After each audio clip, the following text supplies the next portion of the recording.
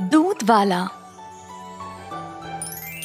बिकनूर नामक एक नगर में रहता था एक राजा चंद्रसेना।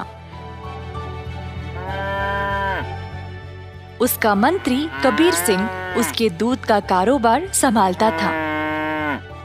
उन्होंने बहुत सारे स्वस्थ गायों को पाला जो अच्छा और गाढ़ा दूध देते थे। ये दूध सारे गांव में बेचा जाता था।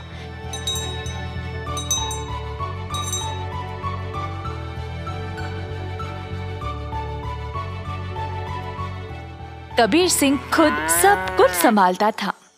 कबीर सिंह की पीढ़ी भी महाराजा के लिए काम करते आ रहे थे और इस वजह से चंद्रसेना उसका बहुत आदर करते थे। कबीर सिंह ने भी राजा को कभी भी निराश नहीं किया। सारे गांव में उसका अच्छा नाम था। हर रोज कबीर सिंह खेत पर जाता था।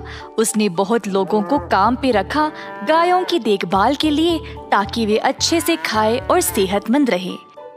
गायों को घास चराने के लिए वह दिन में कम से कम 2 बार भेजता था।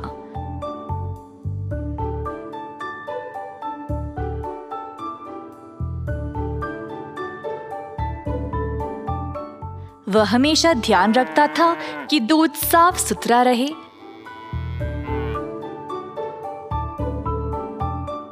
दूध निकालने के बाद वह 10 दूध वालों को देता था ताकि वह गांव में जाकर बेच दे।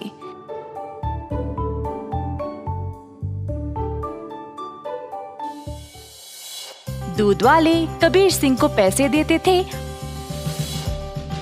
और कबीर जाकर चंद्रसेना को। चंद्रसेना ने देखा कि कैसे कबीर ईमानदारी से काम करता था और उस पे पूरा भरोसा रखा। महाराज कबीर के साथ अच्छा बर्ताव करते थे और कबीर राजा के बारे में भी अपने बहनों को बताया करता था। एक दिन जब कबीर घर वापस आया तो उसने अपने बहनों को बहुत गुस्से में और परेशानी में देखा। क्या बात है, तुम सब इतने गुस्से में क्यों हो?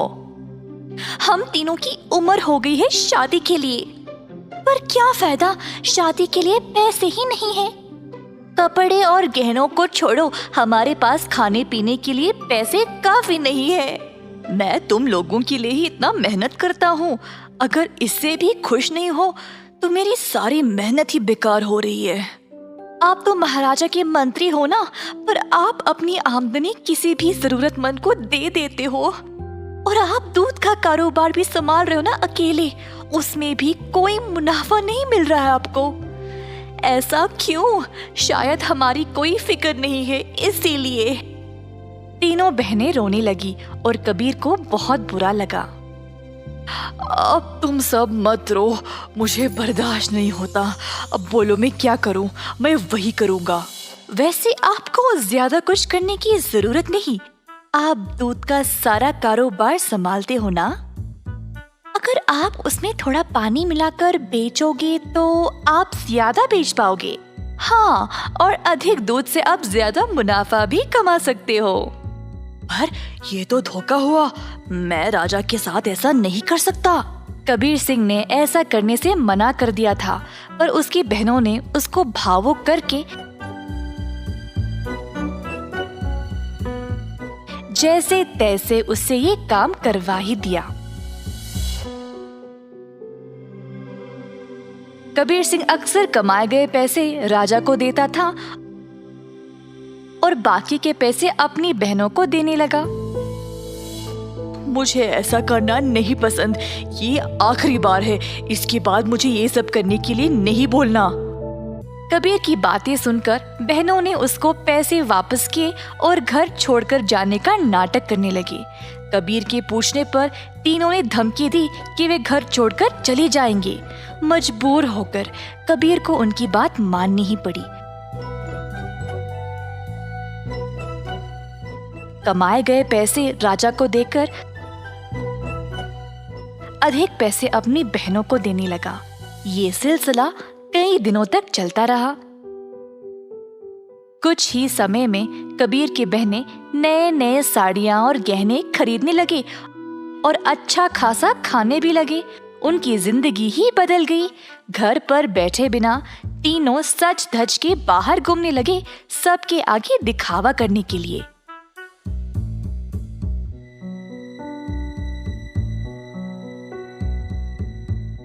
गांव के सारे लोग हैरान रह गए और आपस में बातें करने लगे। ये तीन बहनें कबीर की कमाई को ऐसे इस्तेमाल कर रहे हैं। मैंने कभी नहीं देखा किसी को ऐसा करते हुए।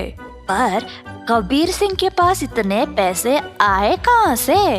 सब लोग कबीर के बारे में बातें करने लगे और बाकी के मंत्री कबीर की कमाई पर ईर्ष्या करने लगे, तो इस बात पर जांच करना शुरू कर दिए। जल्द उनको सच पता चल गया कि वह दूध में पानी मिलाकर बेच रहा था। 70% राजा को देकर बाकी के 30% अपनी जेब में डाल रहा था। खेत के कारीगरों से मंत्रियों ने ये बात का पता लगाया। सारे मंत्री गए राजा के पास और उनको पूरा सच बता दिया। अब क्योंकि राजा को कबीर से बहुत लगाव था, उनको इस बात पर यकीन ही नहीं हुआ, पर उनके पास और कोई रास्ता नहीं था सिवाय कबीर को दंड देने का। तीनों बहनें आए कैद खाने अपने भाई को देखने के लिए और उनको बहुत बुरा लगा कि उनकी ही वजह से उनका भाई आज जेल में बंद पड़ा है। बहनों को अपनी गलती का एहसास हुआ और तीनों गए महाराजा के पास और उनको सब सच बताया कि असल में ये सब उन तीनों की ही गलती है और कबीर दोषी नहीं है। उन्होंने राजा से भीख मांगी कबीर को छोड़ने के लिए। जब राजा ने ये सब सुना तो उन्होंने तीनों बहनों को भी कबीर के साथ कैद खाने में ही डाल दिया और कहा, दंड केवल गलत करने वाले को ही नहीं, गलत सोचने वाले को और गलती में हिस्सा लेने वाले को भी मिलनी चाहिए। एक बार एक गांव में कृष्णा नामक व्यक्ति रहता था। हर रोज वह दूध से घी बनाया करता था और अपने गांव के बाजार में बेचता था। यही थी उसकी रोजी रोटी कमाने का जरिया। अपने शुद्ध और मजेदार घी के लिए कृष्णा बहुत मशहूर था।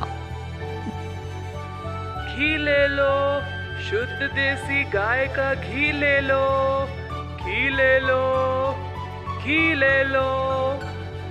एक दिन एक मिठाई वाला सुंदर ने कृष्णा को बुलाया और 1 किलो घी के लिए मांगा। कृष्णा गया उसके पास। कृष्णा भाई, मुझे 1 किलो घी चाहिए।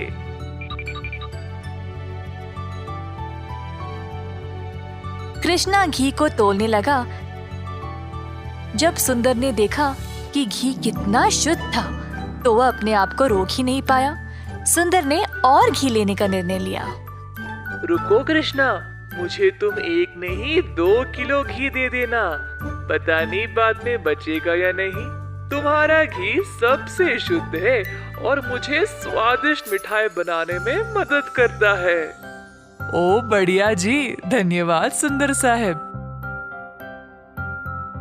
ये लो आपके 2 किलो घी। सुंदर ने खुशी से घी लिया और फिर दोनों अपने अपने रास्ते चले गए। जैसे कृष्णा चलता गया, गांव के लोग उसको एक एक करके घी खरीदने बुला रहे थे। दोपहर तक सारी घी बिक चुकी थी क्योंकि वो घी था ही इतना स्वादिष्ट। अपनी कमाई लेकर कृष्णा अपने भाई कुशल के पास दूध खरीदने गया ताकि वह अगले दिन के लिए और घी बना सके।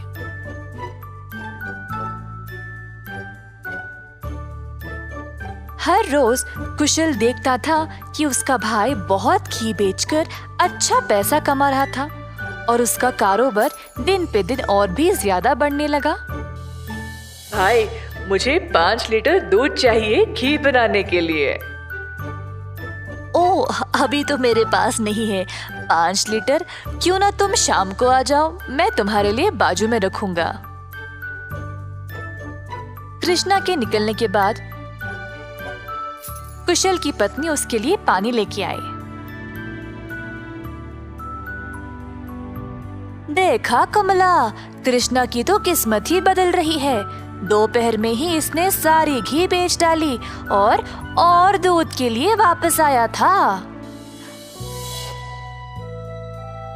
आप तो सारा दूध इनको ही दे देते हो ना, क्यों ना इस बार आप दूध में थोड़ा सा पानी मिला के दो, इस तरह हम भी ज्यादा पैसा कमा सकते हैं। कुशल ने अपनी पत्नी की बात मान ली और शाम को जब वह गाय से दूध निकालने गया तो उसने दूध में पानी डालकर कृष्णा के लिए बाजू में रखा। अब कुशल रोज यही करने लगा। धीरे धीरे वह पानी की मात्रा और भी बढ़ाने लगा। अब कृष्णा इस बात से अनजान समझ नहीं पाया कि उसकी घी की शुद्धता दिन पे दिन कम क्यों होती जा रही। इस वजह से उसके बहुत सारे ग्राहक भी कम होते गए। अब कृष्णा दूध की गुणवत्ता को जांचना चाहता था, तो उसने दही जमाया। जब दही जमा तो उसने ऊपर इतना सारा पानी देखा।